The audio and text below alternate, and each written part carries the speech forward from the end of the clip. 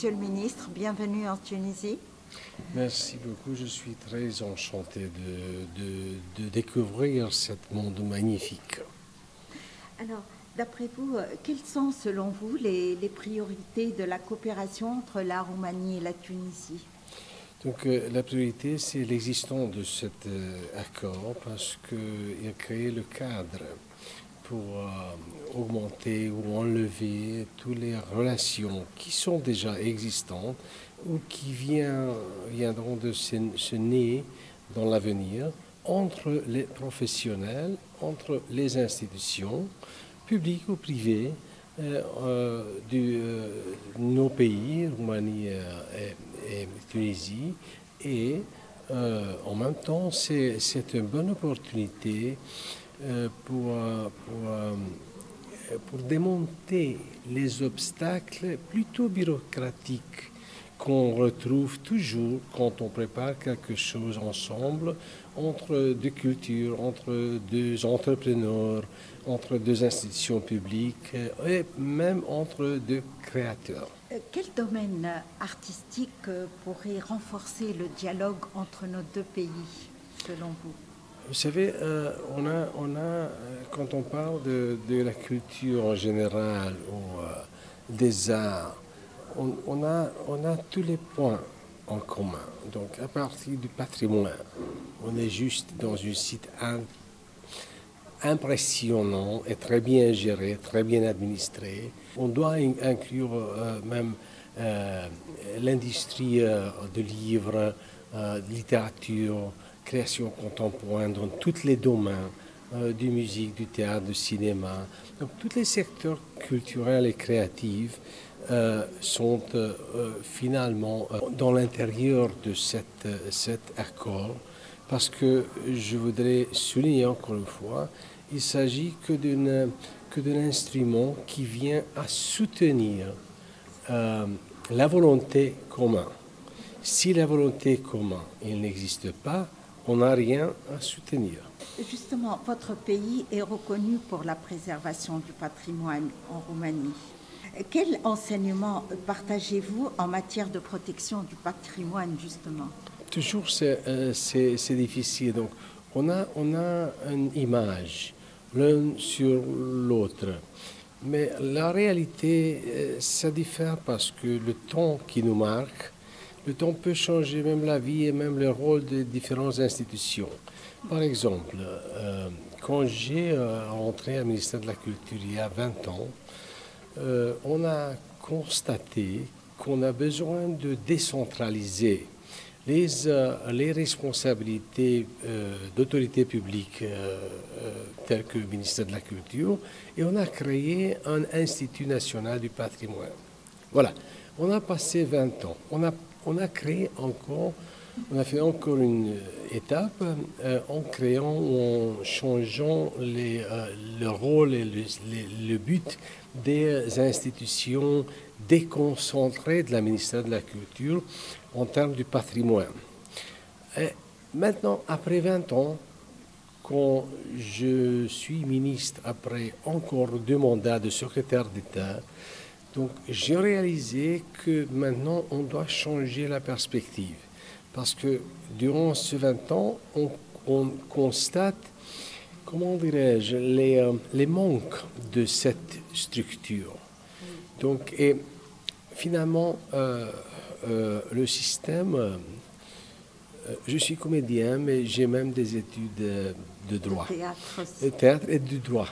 Donc, la théorie générale du droit et la théorie du droit administratif nous montrent que les Français qui ont inventé le droit administratif comme une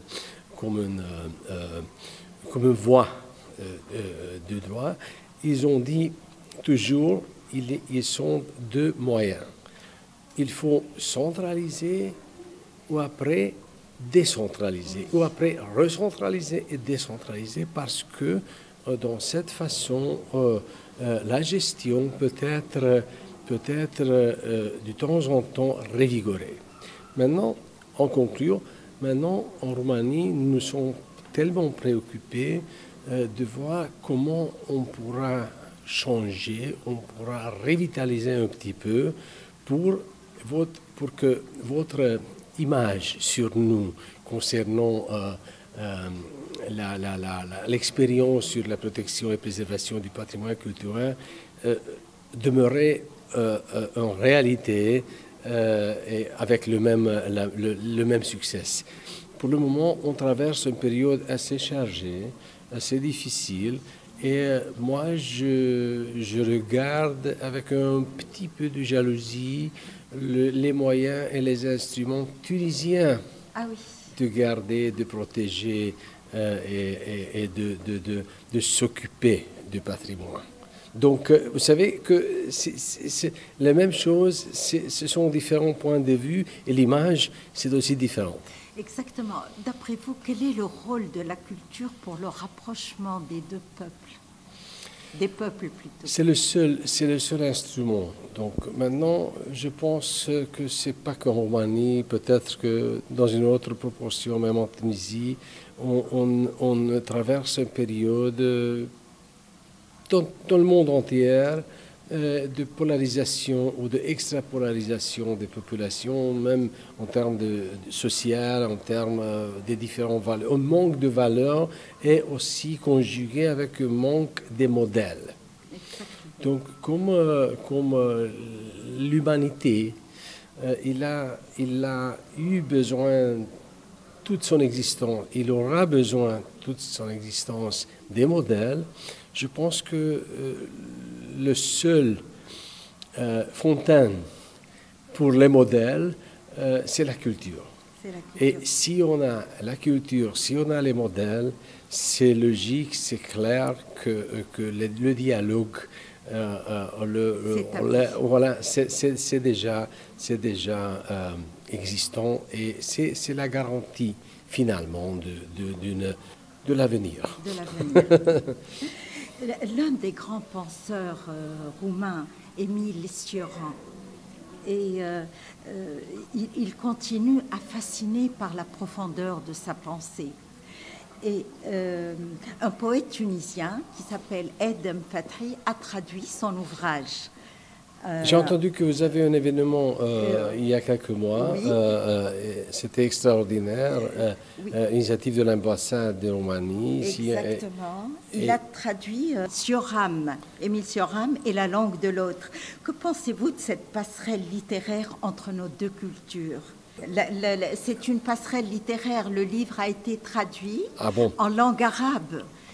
Bon, c'est un pont. C'est un pont, voilà, une passerelle. Voilà, merci. Oui. Finalement, aujourd'hui, ce matin, j'ai une rencontre avec mes collègues, les artistes du Théâtre national de Tunis.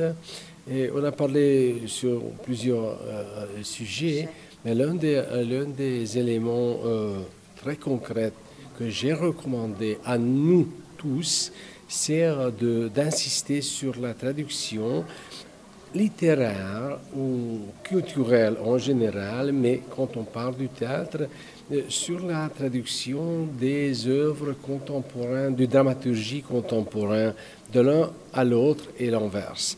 Parce que ce sont les instruments plus concrets en domaine du théâtre de connaître les réalités contemporaines et le filtre de chacun des auteurs.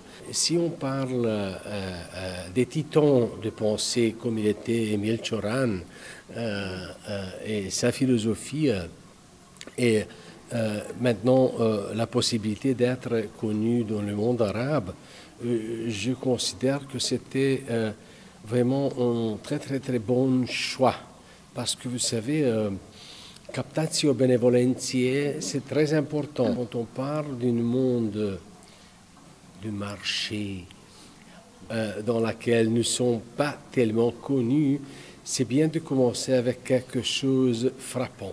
Oui. Et Cioran, c'est quelque chose de frappant, donc j'espère qu'on aura de bonnes continuations. Il fait même l'éloge de l'échec.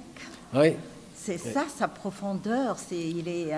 Il ressemble un peu à Baudelaire dans sa pensée. Oui, mais en différence sur le style, sur l'abordation littéraire. Oui. Alors, quels projets littéraires verront peut-être le jour entre la Tunisie et la Roumanie? Y a-t-il des projets en cours, des projets culturels? En tant que professionnel de la culture et pour le moment ministre de la Culture, je voudrais vous dire juste un mot. On n'a pas au niveau du ministère des projets prioritaires. On est juste ouvert pour des propositions. Pour soutenir, pour accepter, pour aider, pour contribuer à la réalisation des projets littéraires, artistiques, culturels en général. Donc, vous savez, on parle des deux univers assez riches, la tunisienne et la roumaine aussi, qui comportent des autres cultures comme la mienne, la culture hongroise ou allemande, qui font partie de la culture roumaine. Donc, si on a cette immense richesse, c'est impossible. Je pense que l'administration n'a pas le droit de faire en recommandation telle, quelle ou n'importe quelle.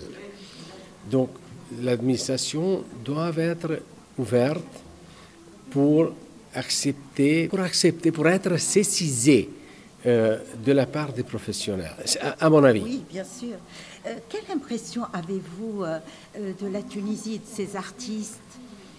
Donc, c'est ma deuxième visite dans votre pays. J'ai passé 2 nuits.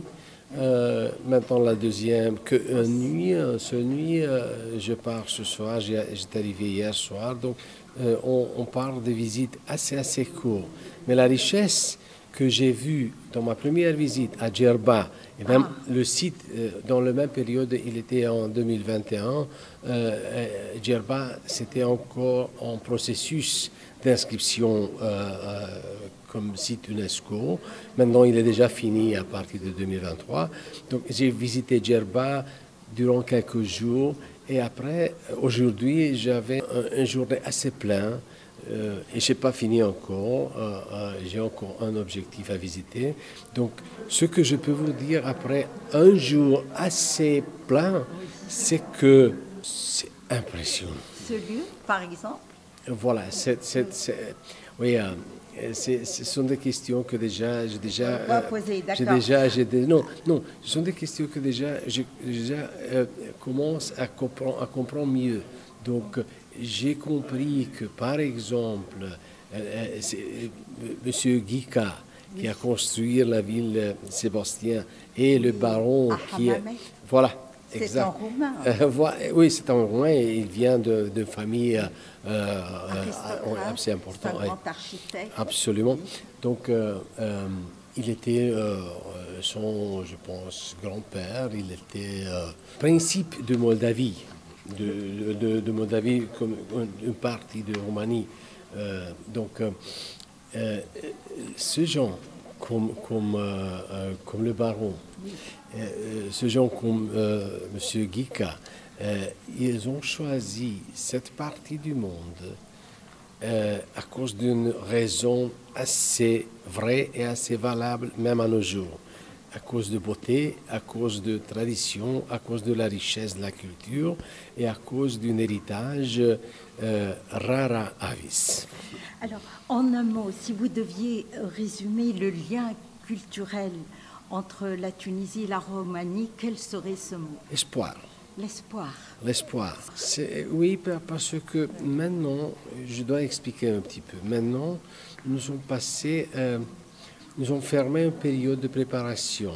Un accord qui est né depuis quelques ans de travail administratif et politique aussi. Et maintenant, c'est un point et on commence un autre chapitre. On ouvre un autre livre. Et ce livre, ça doit être sur le mot d'espoir parce qu'on a le cadre, on a les professionnels, on a les valeurs, on espère que leur rencontre véritable serait-il possible. Je vous remercie infiniment, Merci. Monsieur le ministre.